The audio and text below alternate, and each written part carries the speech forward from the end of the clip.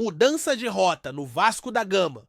Depois de tantos tropeços dentro de campo e fora dele, a diretoria finalmente entendeu que do jeito que está não dá mais. O clube que começou a janela de transferências com ideias ousadas e nomes de peso, sendo cogitados, parece ter caído na real.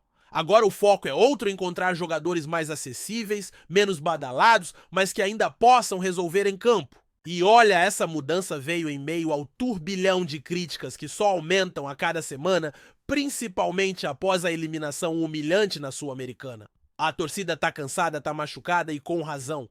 O sentimento é de abandono de um clube, largado à própria sorte, onde as decisões parecem mais um tiro no escuro do que uma estratégia real para sair do buraco. E se engana quem acha que o problema está só nas quatro linhas, o caos está também nos bastidores. A atual gestão, liderada por Pedrinho, coleciona polêmicas e decisões que deixam qualquer torcedor vascaíno sem entender absolutamente nada. A mais recente foi a liberação de mais uma joia da base, um daqueles talentos que a torcida já sonhava ver, brilhando com a camisa Cruz Maltina no profissional. Matheus Ferreira, volante de apenas 19 anos, destaque nas categorias de base, com convocações para seleções de base do Brasil e um título sul-americano no currículo, simplesmente foi entregue ao São Paulo. Isso mesmo, um jogador com contrato renovado até 2026, tratado como promessa dentro de São Januário, foi vendido por um valor irrisório, R$1,5 milhão de reais. É isso que você ouviu. Uma venda que mais pareceu um presente do que uma negociação de verdade. E não para por aí. Enquanto Matheus vai brilhar no Morumbi, outro volante da base, Lucas Loureiro, também deixou o clube sem que ninguém conseguisse explicar direito os motivos. Filho de Felipe, o maestro ídolo eterno do Vasco. O jovem teve chances no time principal, ganhou moral em alguns jogos, mas logo foi esquecido. Passou pelo Bangu sem destaque, rescindiu o contrato do nada e acertou com o Estrela Amadora de Portugal. Assim como se fosse um passeio. E aí você se pergunta o que está acontecendo com o Vasco?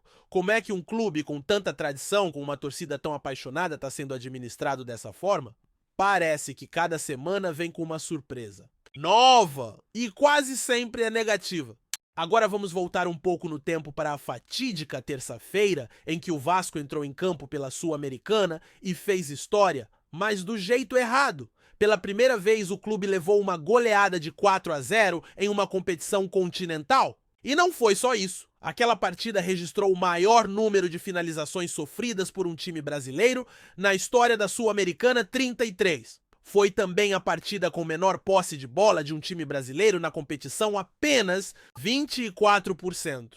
Como se não bastasse, foi o jogo com o maior número de finalizações no gol sofridas por uma equipe brasileira e com o maior número de gols esperados cedidos ao adversário. É muita coisa negativa para uma só noite, um vexame atrás do outro. E não dá para passar pano. A responsabilidade é da diretoria, é do presidente, é da comissão técnica. O torcedor não aguenta mais ver o Vasco ser chacota, virar estatística negativa, ser o saco de pancadas das competições. E o pior é que quando a gente acha que chegou no fundo do poço, alguém traz uma pá e cava mais um pouco. O aproveitamento da gestão Pedrinho, por exemplo, é inferior ao da tão criticada 777 Partners. Isso mesmo. Aquela empresa que a torcida fez questão de tirar, que parecia completamente perdida no comando do futebol, ainda conseguiu resultados melhores do que o atual presidente? É surreal! Um clube que parece não ter direção, onde zagueiro briga com torcedor, onde jogador debocha da arquibancada, onde as promessas vão embora por troco de pinga e as contratações são apostas que ninguém conhece. E já que falei em contratação, vamos entrar nesse tema que tem sido uma verdadeira novela no Vasco da Gama. A diretoria prometeu reforços nomes para mudar o patamar da equipe. Falou-se de Alan Minda, de André Gomes, de jogadores com bagagem e potencial. Só que até agora nada. As negociações emperraram, os clubes não quiseram liberar e o Vasco simplesmente desistiu. Agora o foco são jogadores baratos que venham por empréstimo ou que estejam livres no mercado. E é aí que entram dois nomes que começaram a circular com força: Gustavo Cavaleiro e John Mercado. Dois atletas sul-americanos jovens de seleção, mas que dividem opiniões. John Mercado é equatoriano, tem 23 anos, canhoto, atua pelas duas pontas e mede 1,86 m. Passou pela base do Panamá SC, jogou no Atlético Paranaense, teve passagem discreta pelo CSA e hoje está no futebol português. Na melhor temporada dele por lá, marcou 6 gols e deu 3 assistências em 35 jogos. Nada impressionante. Nunca foi vendido por altos valores e joga atualmente num clube desconhecido. A negociação é complicada porque o clube só aceita vender e quer um valor que o Vasco não tem como pagar e, sinceramente, ainda bem.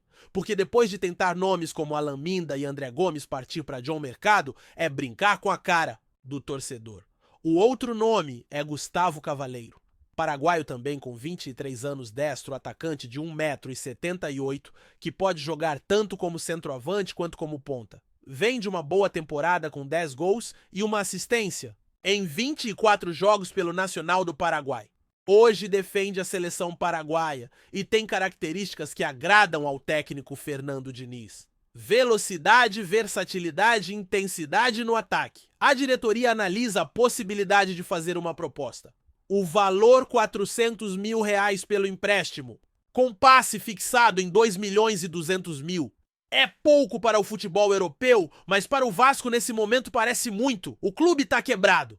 Essa é a verdade. Não tem bala na agulha para brigar por nomes de peso e por isso começa a mirar mais baixo. O que causa indignação é o contraste. Enquanto o time sofre dentro de campo, enquanto o torcedor vê seu clube flertar com a zona de rebaixamento mais uma vez, enquanto os jogadores saem por ninharia, a diretoria ainda parece perdida, sem projeto, sem ambição.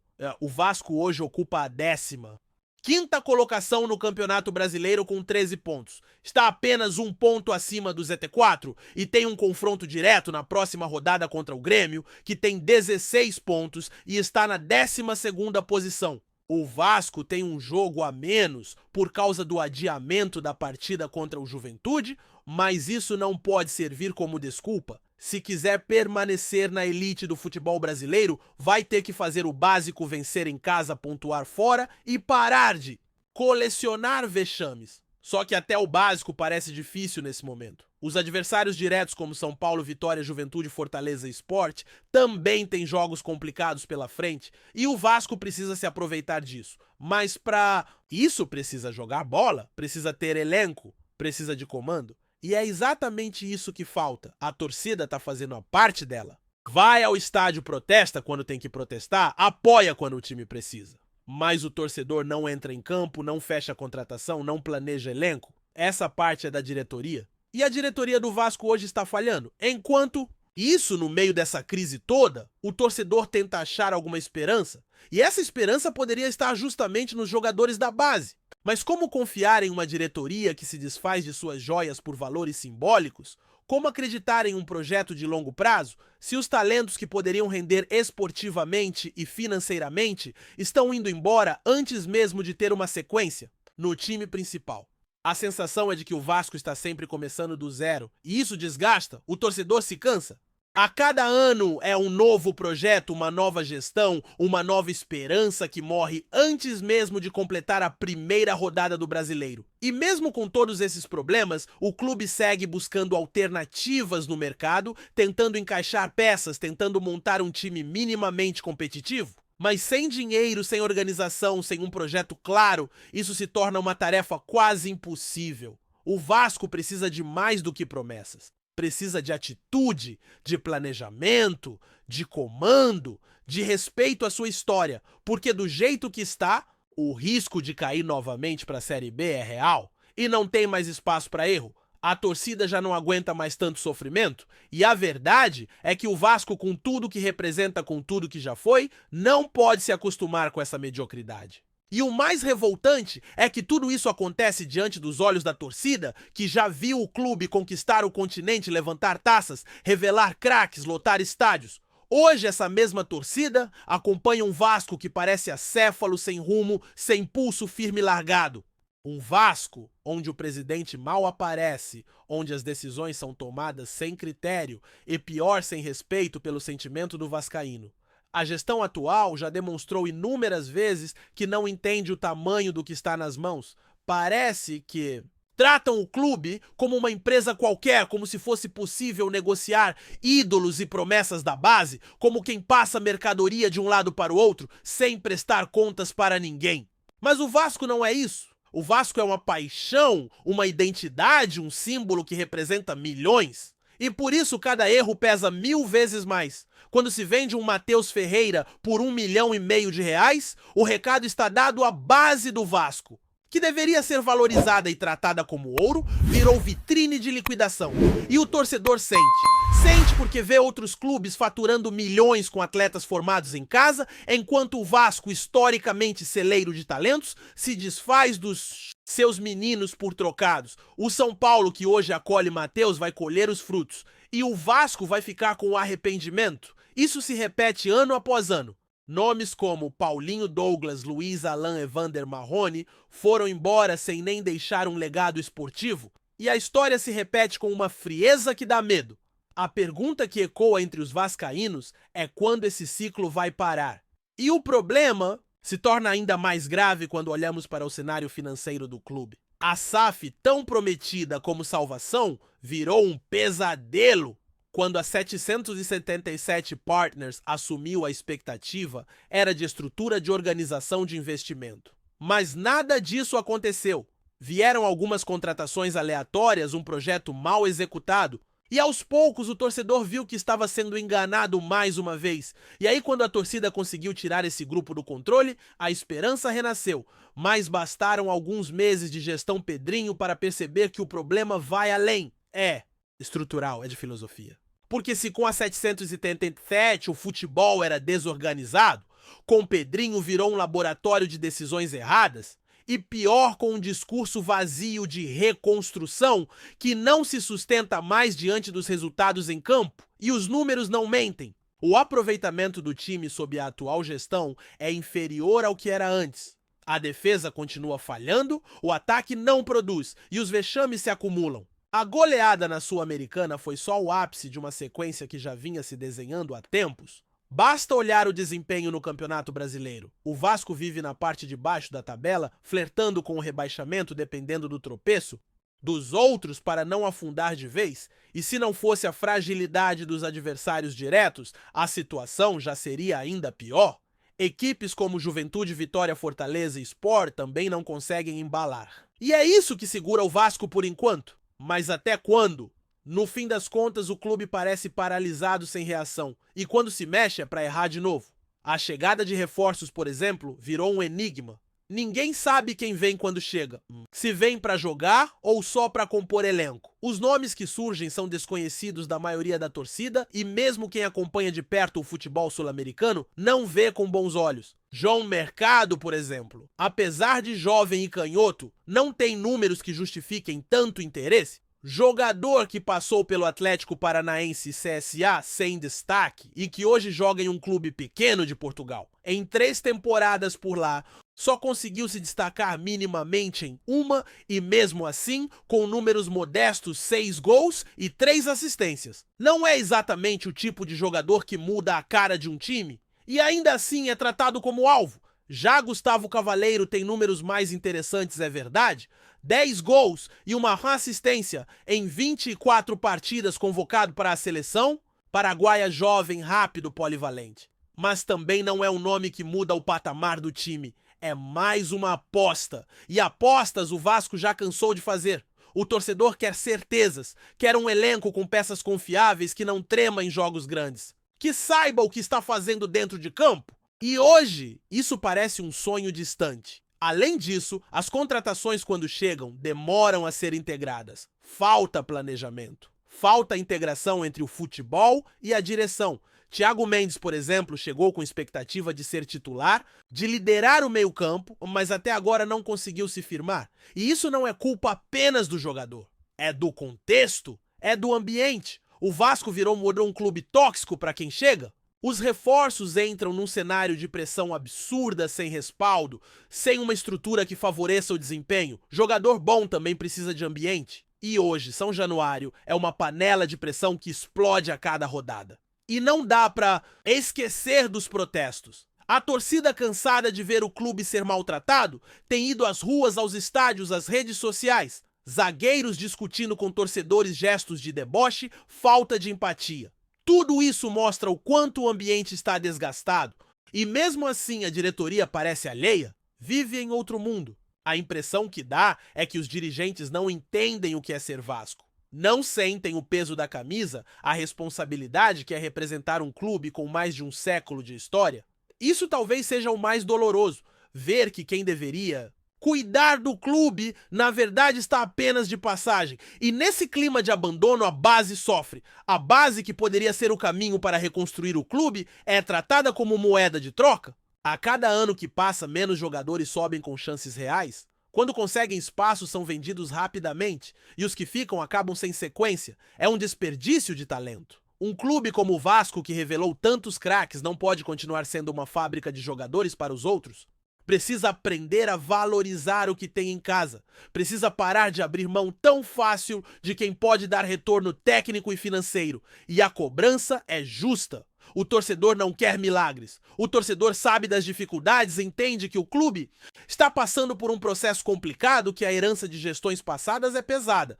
Mas o que o vascaíno exige é seriedade, é trabalho, é visão de futuro. Porque mesmo com pouco dinheiro é possível fazer mais? Basta competência, basta parar de errar tanto, basta ouvir mais quem ama o clube, basta parar de tratar o Vasco como se fosse uma empresa qualquer. O Vasco é muito mais do que isso. Enquanto isso, no campo, o time se prepara para enfrentar o Grêmio em um jogo que pode definir os rumos do campeonato. Uma vitória tira o time da zona de perigo e pode dar moral, mas uma derrota pode mergulhar o Vasco ainda mais na crise. E o torcedor, como sempre, vai estar lá, vai apoiar, vai cobrar, vai cantar até o fim, porque o vascaíno é assim, sofre, mas não abandona. Chora, mas não deixa de acreditar, mas essa fé que parece inabalável não pode continuar sendo testada a cada rodada. O clube precisa dar uma resposta, precisa mostrar que ainda está vivo, e para isso precisa começar de dentro para fora. Precisa olhar para a base com carinho, precisa tratar o torcedor com respeito, precisa contratar certo, precisa planejar, porque senão o risco de mais um rebaixamento é real. E o torcedor não merece passar por isso de novo. Já são anos demais, vivendo de promessas de esperança que nunca se concretiza. O Vasco precisa parar de sobreviver e voltar a viver. Precisa voltar a ser protagonista, voltar a disputar títulos, voltar a inspirar orgulho. Porque se tem uma coisa que o vascaíno não perdeu mesmo com tudo isso, é o orgulho de ser Vasco. E isso, meus amigos, é o que ainda mantém esse clube de pé.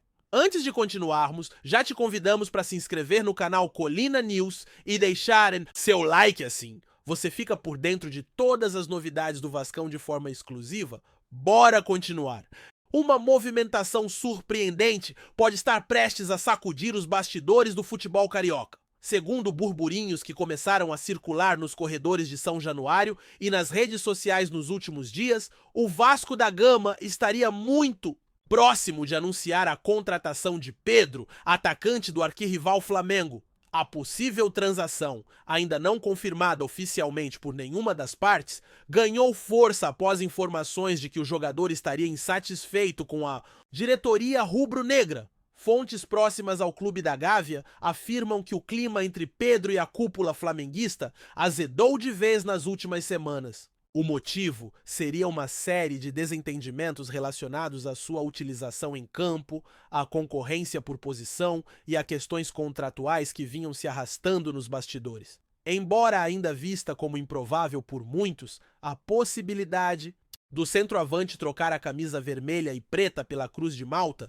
não é mais tratada como absurda por quem acompanha os bastidores do futebol carioca de perto. Do lado vascaíno, o silêncio é estratégico. Internamente, comenta-se que Pedro seria o nome de impacto prometido pela 777 Partners para reforçar o elenco e elevar o patamar da equipe na disputa do Campeonato Brasileiro. Apesar da rivalidade histórica entre os dois clubes, dirigentes cruz-maltinos estariam dispostos a quebrar barreiras para concretizar o negócio. E mais, há quem diga que Pedro já teria manifestado simpatia pela ideia de defender o Vasco como forma de dar uma resposta a quem o deixou de lado no Flamengo. Torcida vascaína, sempre atenta, já se mobiliza nas redes sociais, alimentando teorias e vasculhando pistas. Em meio a especulações, prints de supostas conversas e até vídeos com possíveis despedidas do atacante começaram a viralizar. A verdade, por ora, é que o futuro de Pedro segue indefinido, mas a simples possibilidade de um dos principais jogadores do elenco rubro-negro pintar em São Januário já é suficiente para incendiar o futebol carioca. Fato ou boato, o rumor está lançado. Trazemos notícias atualizadas do Vasco todos os dias. Inscreva-se no nosso canal e dê um like para continuar recebendo notícias exclusivas. Compartilhe também a sua opinião sobre essa notícia nos comentários. Isso é muito importante para o Vasco da Gama. Até o próximo vídeo.